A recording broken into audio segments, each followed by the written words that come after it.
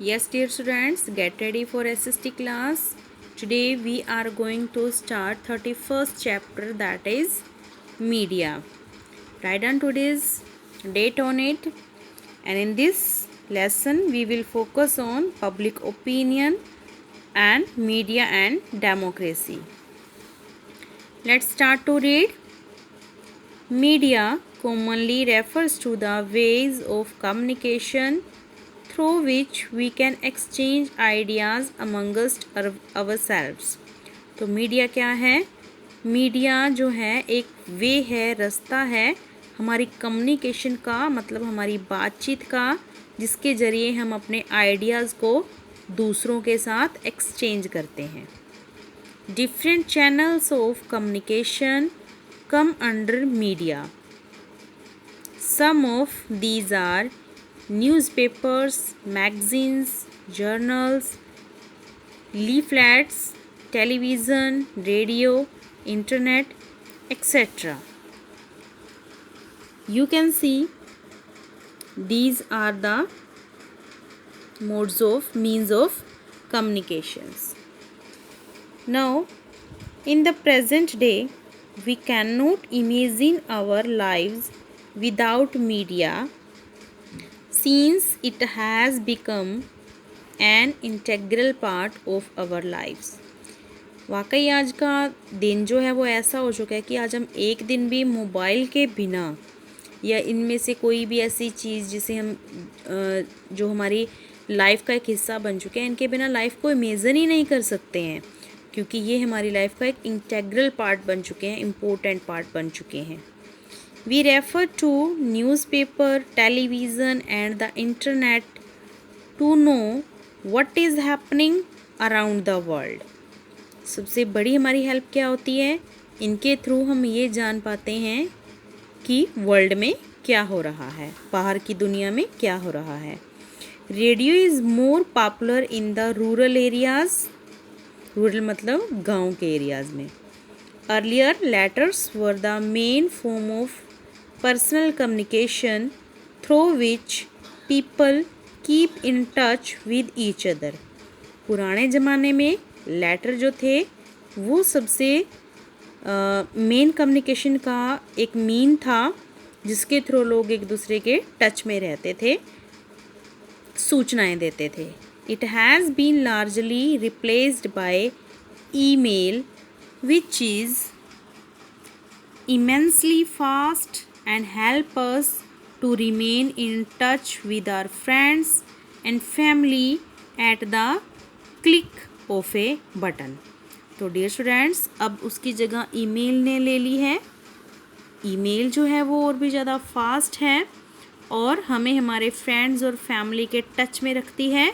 सिर्फ एक button click करते ही हम जानकारी ले सकते हैं. Now next one, public opinion.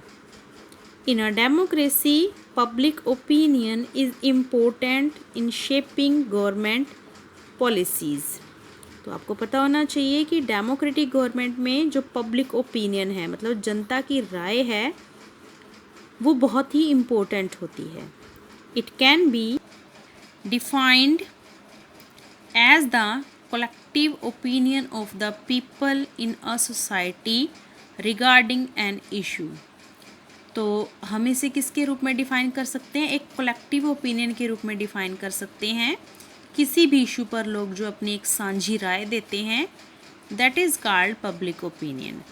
The existing attitudes and values in a society get influenced by public opinion. Society के अंदर जो भी कुछ नया होता है, नए रूल्स बनते हैं, एटीट्यूड्स आते हैं, वैल्यूज़ आती हैं, वो सारी की सारी पब्लिक ओपिनियन से इन्फ्लुएंस्ड होती हैं, प्रभावित होती हैं. Now media and public opinion. अब मीडिया क्या रोल प्ले करता है पब्लिक ओपिनियन के लिए? Media and public opinion are interlinked as they shape and influence each other. ये इंटरलिंक्ड हैं क्योंकि ये दोनों एक दूसरे को प्रभावित करते हैं. देखते हैं कैसे. Everything that we read in the newspapers and that we see on the television influence the opinion that we form about an issue.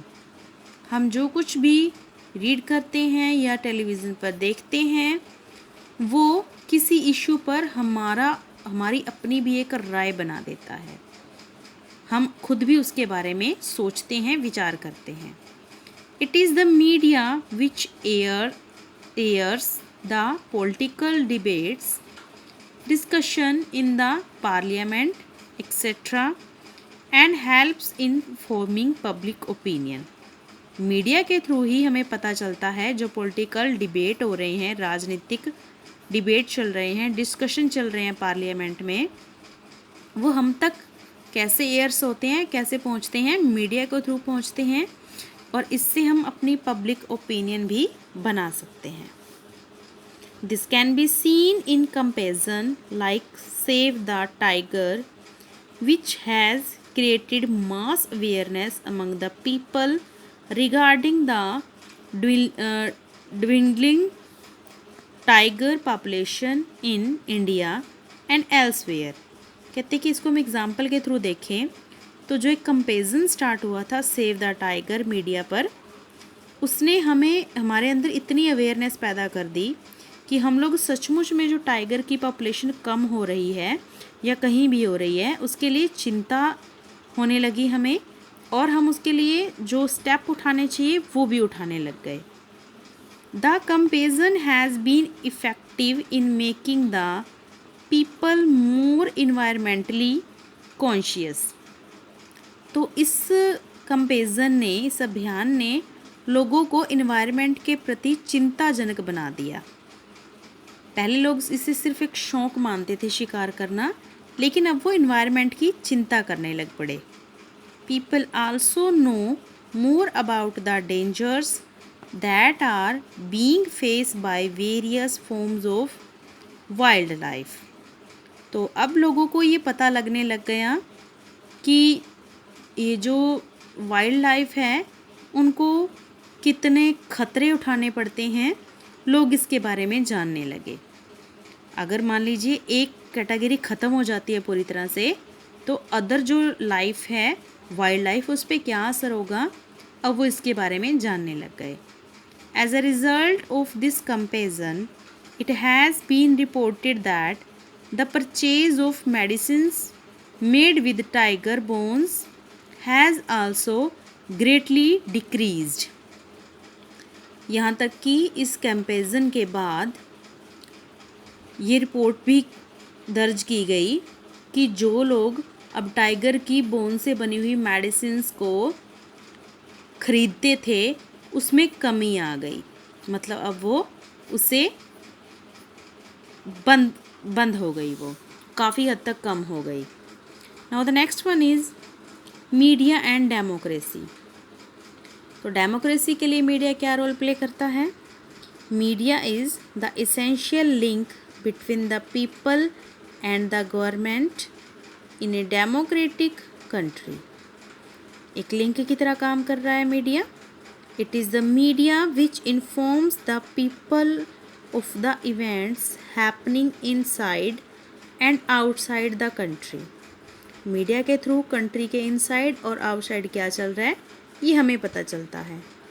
They are the opinion of both the masses and the government on major issues and problems, and this form a major part of communication between them. तो media के through ही पता चलता है कि जो major issue हैं उन पे गवर्नमेंट तो क्या राय दे रही है, लोग क्या चाहते हैं, तो इससे उनके बीच में एक कम्युनिकेशन का जो मेजर पार्ट है वो क्रिएट हो जाता है। Media is watch dog in a democracy which makes sure that the government doesn't abuse its power. तो मीडिया क्या करता है? डेमोक्रेसी के अंदर एक वॉच डॉग यानी कि देखने वाला, रखवाली करने वाला है कि गवर्नमेंट अपनी पावर का गलत इस्तेमाल ना करे, तो पूरा उन पे देखभाल करता है, जासूसी करता है।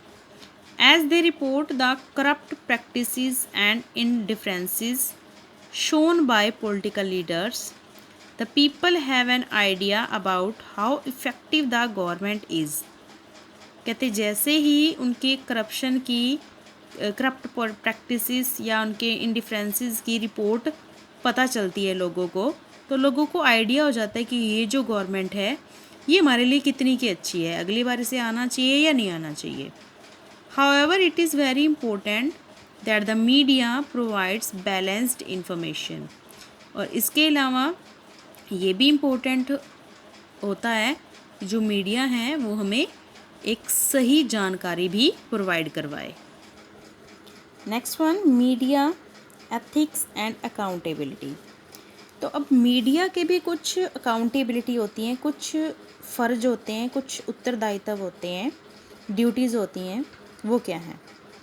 Given the fact that the media holds the power to form opinion, there have been many attempts to control the media by certain group of people. तो हालांकि मीडिया जो है हमें पब्लिक ओपिनियन बनाने के लिए फैक्ट्स देता है, लेकिन मीडिया के ऊपर भी कंट्रोल होना चाहिए. तो इसके लिए कुछ ग्रुप ऑफ पीपल हैं जो इसे मेंटेन रखते हैं. We all know that an ethical media is essential in a democracy. हम जानते हैं कि जो डेमोक्रेटिक कंट्री है उसके अंदर एक एथिकल मीडिया का होना बहुत ज़रूरी है. The media have the power to make any situation more chaotic. क्योंकि मीडिया के अंदर इतनी पावर है कि वो किसी भी सिचुएशन को क्रिटिकल बना सकता है. They thus have to be extremely careful while reporting issues and avoid publishing materials that will instigate violence. तो इसलिए मीडिया को अपनी कोई भी रिपोर्ट देते वक्त, किसी भी इशू पे बात करते वक्त केयरफुल रहना चाहिए और कोई भी ऐसी मटेरियल पब्लिश करने से बचना चाहिए जिससे कि वियोलेंस फैले, यानी कि हिंसा फैले. तो मीडिया जो है अपनी रिपोर्ट देते वक्त उसे केयरफुल रहना भी बहुत ज़रूरी है. Moreover the media should be far from being one sided and report the views of every opposing group.